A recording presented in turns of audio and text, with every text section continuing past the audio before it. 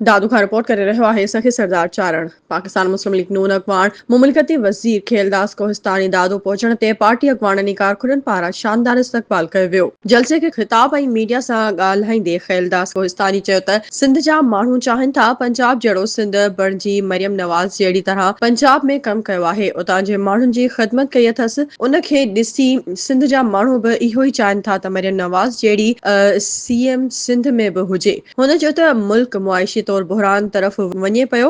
मुल्क खे बचाइण लाइ शहबाज शरीफ चैलेंज क़बूल कयो ऐं मुल्क खे बहरान मां कढियो। दुश्मन मुल्क पाकिस्तान ते हमलो कयो त शहबाज शरीफ ऐं चीफ ऑफ आर्मी स्टाफ जे कढियल हिकमत अमली सां भरपूर जवाब ॾिनो वियो।